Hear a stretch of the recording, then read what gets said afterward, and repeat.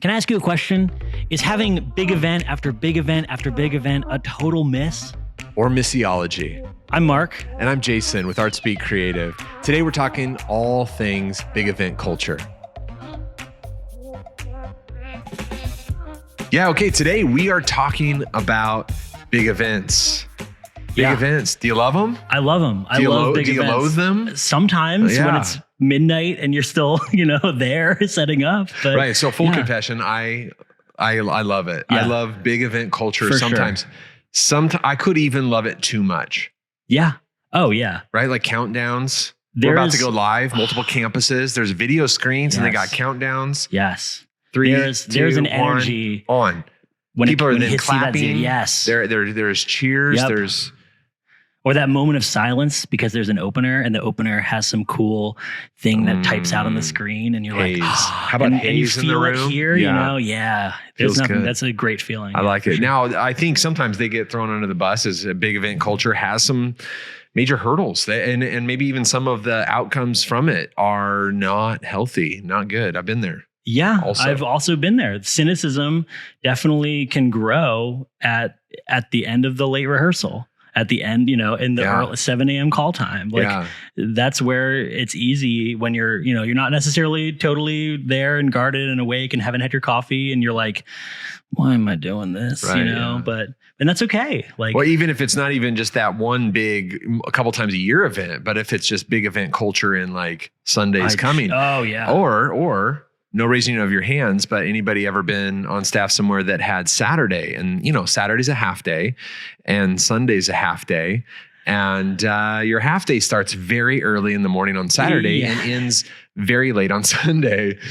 Yeah. Yeah. That's time really adds up, especially when you add in all of the prep and the rehearsal and the sound checks and the programming. And the last minute questions and your phone's going, you're not there. Yeah. Oh, you don't have to be here until 1:30, but 11:30 in the morning, somebody else is already there and they have questions for you and your phone's going off. And it's just, so the big event culture, man, do we just throw it all out? Like we can just say, and I've got some friends who have, and honestly, I'm like, I hear their story and I'm like, I get it. I get it. I think I have an answer to, do we just throw it all out? I think in 2020 we had to, and everyone got really sad. So I don't think that we do. I think that it's important. I mean, we just talked about, it feels really great to be in a room with hundreds or maybe thousands of other people who are excited to be there too. Like there's something about the lobby conversations you have where they're like, hey, we're going out to lunch after the service or whatever, or just there's some great feeling of I was just part of this awesome big thing. And that's a really great thing. So no, we don't throw it out. But I think there are some adjustments we might want to make or some things to look out for in our culture that are really, really important. Well, let's talk about that because I love talking about the culture and I'm a huge proponent for anybody doing anything to reach more people, right? If you've got a great cause, if you got Jesus at the center, whether it's for profit or nonprofit, or you're an actual church doing outreach, like in as many ways as possible, man, I'd love to do anything I can to encourage you to reach people.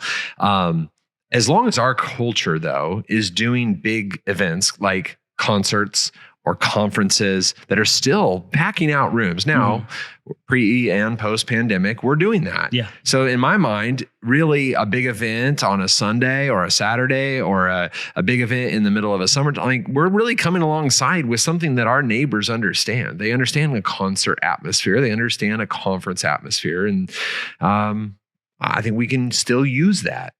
Yeah. So, and I say this a lot, as long as the Disney parks are open, as long as bands are going on tour, as long as TED Talks, conferences are still happening, there is an expectation of excellence in culture.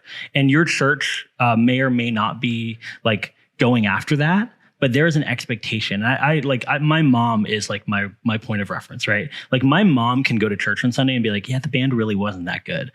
She doesn't know that the kick drum mic was misplaced, or she doesn't know that the keys player was off. But she knows what excellence is, right? Because she has a standard that the culture that we live in, like she's watching TV, like professional broadcasts on a daily basis. There's an influx of just content that's very highly produced and experiences that are she goes to Disney once a year with, my cousins. And so like she sees all of that and knows, okay, this is the top tier, right? So she'll know. She doesn't know why, but she knows. And so we have I think a responsibility maybe to strive for that excellence, but for the reason of the legitimacy that it then carries. Because I mean, like, especially with working with churches, we carry the most amazing, incredible message and story that there is to be told, right? But if we wrap it in just a total miss, or it's not, or it's like the transitions are bad, or it's like, did anyone really plan this? Like, I'm sitting in the seats watching this thing happen, and like a video was supposed to play and it didn't play, or like the guy's mic is feeding back or whatever. Like there are real things that will detract people from the message that you have, whether you're a church or business or whatever. But I kind of want to take that right into the living room setting for my friends out there that do more of a house church environment. Or so they're thinking, yeah, absolutely. That's why we don't have to worry about excellence because we're doing this thing in the living room. Well, friends, like if you're not going to vacuum, then someone's going to notice. Like if you have dirty dishes and laundry out on the couch, no one is going to relax. That's a great example. So like there are things that we still want to do. We've been in nice environments. Now our culture today in the United States, first world problems, I get that, but we have been in nice environments. We've seen high production, but excellence, right? Some have even pushed back on excellence, and they said, man, we need, like, it's got a dark side too. Well, before we say that, I do want to talk about that living room example, because that's so good. Like, I love small circle worship, like, because I'm a production person, like by nature. And that's like what my trade and craft, where I started. So like, I see all of it. So it is, to me, kind of, it's just like, I see like products when I look in the air. Like I know the lights and stuff like that. So I love sitting around a circle in a living room around someone's piano. So if you're a house church and like that's your thing, what if the piano is out of tune, right? That's your excellence right there, right? Like those, like not just cleaning and vacuuming, but like what if your guitar is out of tune? Like it's excellence is like a thing to strive for. But what I think you were getting to is the caution and the pitfall that we maybe run into, that is making excellence the goal, making perfection the goal. Yeah. And can I tell you a little story just about like, so I was in church and big church production and conference production for several years, and worked a lot with teenagers to pull off some productions that I believe in teenagers. If you're in a church and you're trying to build a volunteer team, man, I'd go to your youth pastor. I believe in teenagers and the power that they have. But, I was always chasing perfection and calling it excellence. And I was saying, no, it's got to be great because we're doing it, for the church, and we're doing it for God, and right. But I didn't leave any kind of room for imperfection. And so I was chasing perfection, and I was really making that my God. I was really making that my goal. And that is a really dangerous place that we get into, because what we tend to do then is that supersedes everything else.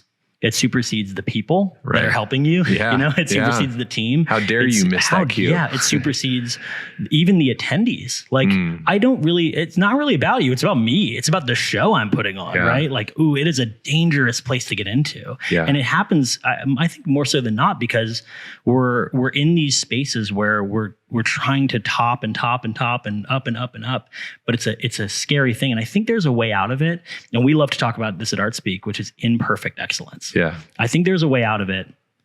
The goal is not perfection. The goal is excellence. And that allows room for imperfection. That allows room for things to not be like 100% absolutely airtight. And that's okay. Yeah. Right? Right. Well, perfection is about you. Yes. Excellence is about them. It's about those that you're serving. Like, I want to serve at a level that communicates well the environment, the heart, the message that we're going to be communicating. Yeah. And I think, so I'm a fan of excellence. I do think even with excellence, there's a law of diminishing return. Yeah. Right? Meaning there's some of you that are watching that if you took some time to think through those that are going to be there, what's their experience going to be like as they enter the building, as they walk in, as they sit down to the event? Is there a countdown? Is there materials? I remember the first church service I ever went to as a 21-year-old, maybe the first time I'd ever been in a church by myself. And I sit down and I'm like, they have a I called them a program. That place called them a bulletin, because I'd been to sporting events. So programs, get your programs. So I was like, oh, cool. I'll get to know about this place. I open it up, just abbreviations and acrostics. I'm like, I read the whole thing. I got no idea what's going on here. But if you take the time and you're willing to think VBS, right? BGMC, anybody? So they hadn't thought through my journey as a newcomer. But then, so there's a lot of you that are watching that. If you did that, if you thought through a little bit that there's going to be some people visiting, let's answer their questions. You could begin to produce with excellence growth. That you would connect with more you'd get more repeat visits. I know some friends who got really focused on that and they doubled the size of their ministry. But then they wanted, let's do that again. Ooh, let's flex again. Let's get even better at producing. We'll double again. I don't think the math works that way. I think there's a moment where you've crossed this level of excellence. The law of diminishing returns. I'm fine. Let's get better at doing what we're doing because we're doing it. We should always try to get better. But I can't expect that the same amount of effort in you just can't produce perfection. And that even the excellence at some level is going to have a diminishing return. The law of diminishing returns is a real thing that shows up in production, I think, when it comes to budget. When it comes to what are we trying to accomplish? Oh man, well, last year we had at our Christmas Eve, we had 2 kick drums on stage. What if we had 8 this year? What if, the church on the street did this? What if we upped it, right? And so they were flying through the air? What if they're flying through the air? And so the church that you're talking about made leaps and bounds with some pretty important steps, right? You're not always going to get that first strike again. You're not always going to get that leap and bound again. And it's a real thing. It's called the law of diminishing returns. And so they were at the beginning of that curve where they were just going, oh my gosh, everything we do at the beginning of the curve means huge progress. But then you get to the top and it starts to taper off again. And you see that in purchases, you see that in equipment, you see that in systems. And I mean, if you want to go to car analogies, my car needed oil and I put oil in it, right? And the light went away. Huge improvement. What if tomorrow I was like, you know what? I want to put more oil in. It's not going to work, right? That's not how that works. Well, and at some point it's dangerous. At some point it's very dangerous. I think this is where I'd raise my hand to say I've been a bit burnt by event culture in the church. I've been both burnt and the person I think burning people. In event culture. You're just more vulnerable than I am. Confess that. Willing to confess. I appreciate that. I don't even think it's just the church world though. I think you get into the business world and it's one more conference, one more thing, one more meeting. We need you to be at this and we need you to be at that. And you're trying, it can become too much. You can't always add. You have to start subtracting. If we can just, and then you end up creating a culture among those that are creating the thing. That's about how can I get more out of you? We need more output. We need more output from you. If we can just get you to do what you did last year, but bigger, faster, and cheaper than you did it last year, we'll be better. And if the source has not changed, if you still have the same amount of staff or the same amount of team, you're not necessarily going to be able to grab more from that. You know what I mean? Or extract more from that. If there's no other variable, if no other time or nothing's been taken away from them, from their plate. We're filming this right around Christmas time, and I don't know when you're watching it, but this is the time of year where I prepare myself to get messages and texts from all of my friends who are in church production asking me, how do I have a conversation with the creative director or the senior pastor about my bandwidth? How do guys, or the dreaded, I really think this might be my last year, because they're just feeling the pressure because Christmas is coming and that's huge. And we're post-pandemic Christmas. So it's we got to go what if we don't have this ever again? We got to go big, And so they've got that. But in addition, Sunday's still always coming. Sunday's always coming. And so they still have all their weekly tasks. And no one's ever said, hey, what can we take off your plate? Because we know there's a lot we're about to put on your plate, right? So, well, I love what you just said there. What could we take off? Because we're about to put more on. And I know a lot of my friends that are planning big events, doing big things. They'll say, well, there's seasons that get really busy. But that's the problem. like seasons. When does it ever end? And that's fine. But in a busy season, then you need to get even more strategic about when you do the important things like sleep and rest. Yeah. And when are you handing off the other responsibilities so that you can flex really well for the others. And I think for those other even more important tasks for this new big event, right? The extra. Yeah. When can you flex more for the extra? Mark, what do we do with all of this? Because we could go off the cliff of cynicism. Sure, I've driven that car. Sure. But what can we do? As we think about a big event coming up, or even if just we're a big event church, like every Sunday is a big event. Sunday's important, and there's some of you watching, you haven't put the time into caring about the transitions in a way that would make it a better environment for others. Sure. So I love a big event. Yeah, I think it's got some major hurdles. But man, because of our culture, it could be used for God. Yeah. How do we do it well? So I have three thoughts, and some of them are super like right for your hand, very practical. Like, oh yeah, I could do that tomorrow. And then some of them are a little bit more like bigger philosophical. So like first off,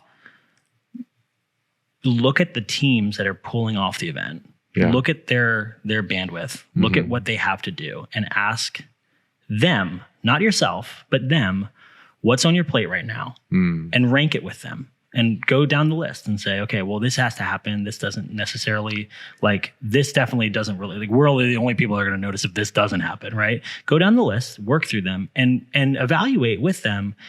Do we need some kind of help on a seasonal basis, maybe, right? Okay. Like if you needed more resources, you would go out and like find the way to fund and purchase more resources. Well, team bandwidth is the same way. So if you said when we were talking earlier, like you wouldn't even like think twice about, we hired a drummer for Christmas, right? Sure. Like or Easter, we hired a drummer, guitar, hire a singer, singer. Sure. Well, if that can also be applied to the first in, last out people, the crew. And I'm not saying, we need to hire a sound engineer or a lighting technician. Those are great.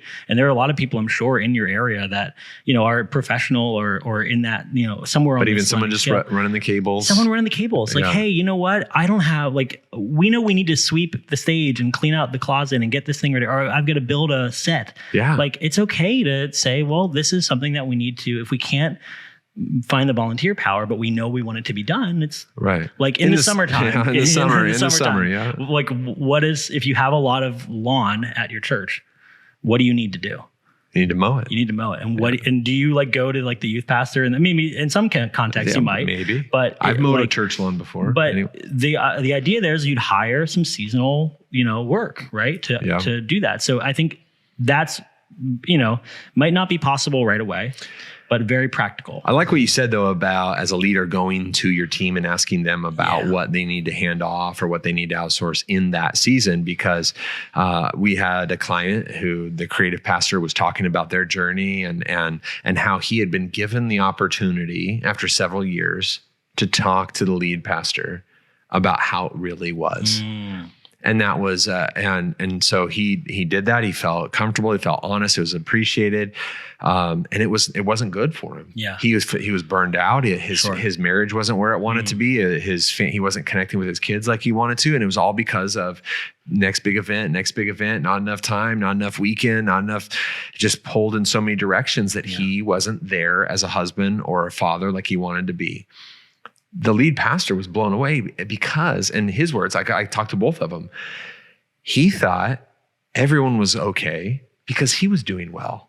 Yeah. The leader was doing well, so he just assumed everyone in the ministry was doing well. So then after this creative director talked to him, they poll the whole staff. Yeah. And this is a prominent church with a prominent pastor. He polls the whole staff, and it turns out that wasn't just one story or two. It was the majority were living their life in an unsustainable pace. Yeah. They were being asked to sacrifice for the church at levels that weren't healthy for their marriages or their families or the kingdom. So they began to retool. That gave then the pastor the opportunity in that environment to begin to retool. What does it mean to serve here? Yeah. What does it mean to be a part of your creative team? How can we create sustainable? I love that tip. Yeah. Look to outsource where you can. Look to outsource where you can. Okay, so number 2, and this is probably one you could do tomorrow. if you're in a season, maybe you're leading into a holiday, or there's a big outreach coming, or Easter, Christmas, whatever, or you have some middle of the summer thing or whatever it is. If you know that there are a couple grueling days coming up, maybe it's evenings because you're working with a lot of volunteers, and your staff's going to be working the normal day to get ready for Sunday, but then it's like, well, but then we have a sound check at 6, so we got to go back into this thing and we're rehearsing and whatever, or VBS is nightly or whatever it is. And a lot of churches, we say like, oh, well, we're a family, our staff's a family. Do what you can to make sure that the people who are there on the very, very, very long hours don't really have to think about the rest of life in terms of like, if you can get a meal in, get a meal in. Good. Like one of the most hard, like I did events for years, and I would always get a text from our admin, from our team, our administrative assistant from our team would always text me on our way in. Because I was like on day 2 of a load in, we have a service that night, like I'm beat. I'd always get a text. It wasn't, do you want Starbucks? It was, what do you want from Starbucks? And we got to a point where she just knew my order. Yeah. And it was just like the most tangible, like, I know I need coffee. I don't have time to make it. Yeah. and it would just, here's your Starbucks. Here's your coffee. That's good. So if you have volunteers or team members with kids, make a space. If you have nursery and like kids space in your church, which I hope you do, and you're able to say like, hey, we actually are going to staff it during the rehearsals for Christmas Eve, or we're going to staff it for the rehearsals, so that if you're in the band or if you're doing volunteer work or whatever, you actually have a place for your kids. Bring your spouse. Like if you can my wife and I, we serve at a conference every year. We love it. We just had a baby, so we have a 1-year-old now. And this year they said, hey, we have 2 volunteers who are going to be sick, because I'm unavailable and she's unavailable for the conference to be able to do our jobs well, right?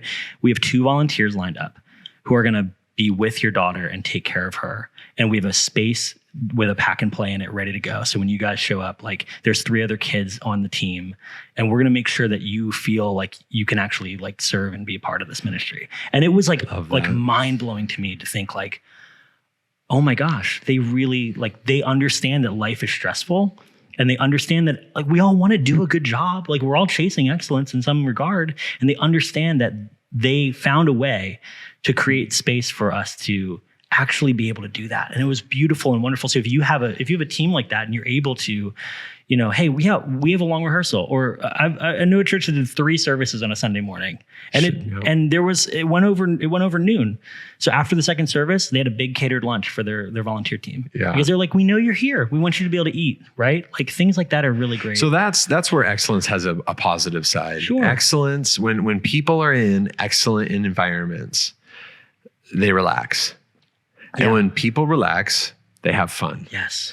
And if you can have your team having fun, this is where it works in the living room too. Whether they're in your living room and the setup is like a card table, but everything is done well and excellence. And you've thought, what you just described was thought. Somebody planned ahead for me. Yeah. They thought about my hurdles. Yeah. And they help serve them. Yeah. And if you have a team that can do that, again, it doesn't, that scales down, that scales all the way up. That takes some planning out ahead of time though. That takes some forethought. Yeah. But man, if you can, on a bigger level, as it scales, the further out you probably have to get from the event to make sure all those T's are crossed and I's are dotted. And budgeting for. Yeah. But if you can, then you create an environment where people enjoy serving, enjoy being a part of creating the thing. This is about people, and it's not about the perfection. It's not about the event. It's about people. And we talked earlier about the industry that we're kind of emulating: concerts, tours. Yeah. You would not set foot in a green room of a band's tour or a TED conference or, a film set without there being a beautiful spread of snacks. Because sometimes I just need like some protein. I need to grab this thing because we have a service in 5 minutes. Yeah. So if you really do want to emulate the outcome of that industry, you should also emulate what they're doing to take care of people, right? Yeah. And so the third thing, and this is much bigger of a conversation, I think, but the third thing is don't make the event the end of the plan. Tell me more. So we talk a lot about like, do the ends justify the means? And, the law of diminishing returns, that's a zero-sum game. You're going to have to, next year's got to get bigger. We just need it to be a little bit better than last year. But let's use the example of Christmas or Easter. Okay. you plan and you plan and you plan and you prep and maybe you market really well, and we talk about that, and Sure. we have some resources on that, but maybe you do all of that and you have this awesome event and you're just all exhausted. And if you've worked in, that kind of culture before, you've been there Christmas morning and you're just beat, you're like, now my family, like that got the best and now my family gets the rest, which is like just a dangerous place to be. Sure, yeah. But in general, even in the story of the person attending, make that the peak or the middle of the experience, but not the end. Yeah. And because you put your best foot forward, and I'm sure you're marketing Christmas, right? You're marketing Easter, you're marketing VBS. Make that the beginning of the journey of the attendee. You've worked so hard to get everybody into this room and to put on something really, hopefully phenomenal and beautiful and life-giving. If you don't have next week and you're not ready to talk about next week and give them a reason to come back. We love the term like creasters, right? Do you ever hear that term? Yeah, I have. Of course. It sounds wrong, but go ahead. But if the people who are only going to come to church once or twice a year set foot in your door, and you don't give them a really compelling reason aside from we're back here again next week. Maybe we should show up. But really have a strong marketing effort that Christmas is the beginning of a series, not the end of a series, right? Because Christmas is the beginning of the story, you know? And Easter, you can make these things the beginning of an experience and devote 5 minutes to talking about what's coming next. Not in your service, not just as an announcement or as a quick pass by or as a list of things we got to get through, but really give a strong, real invitation. This is a community that we're part of, and you can come back and join us, and this is what we're going to be talking about. Is a beautiful thing. And I think what it does is it gives the people that are all pushing so hard to make this thing happen, it helps, it brings them into the greater vision. That's good. It's not just about putting on a cool show anymore. It's about what's going to happen after. It's about what this is going to lead to. It's about what experiences and lives will be changed through the efforts we're putting in. Not as just hey, great time, great stuff, shut it all down, go be with your family now. But no, we've got here at a sustainable pace. And we're going to be able to continue to move forward at a sustainable pace. It's, I think that's beautiful. Well, it is. You're talking about we do a lot of communication building up to an event. You got to get volunteers, you got to get hired help, you got to do all of the promotion, and then you got to build. What you're advocating for is instead of letting that communication just drop there, and then what happens next? Well, we got to ramp up for the next big thing, and then ramp up for the next big thing. I think this principle will play in multiple verticals. Where if you'll build away from that event, I think you're going to get an increased participation in the next event. Because you can do things like honor those who serve. In fact, I've helped clients with just saying, hey, what if you took pictures of those who are serving, even on a weekend? This doesn't even have to be a big event. And you take a picture of that drummer with all the cool lights and cymbals, right? When we were church planting, our drummer, we took a picture of that, posted it, thanking our worship team that week, any random week, that our drummer goes and makes it his profile picture. Why? Because he drives a cement truck. But you know what he really wants everyone to know? That he's a part of a rockin' band on the weekend. And we help set that up by just thanking him. You can do the same thing for all of your events.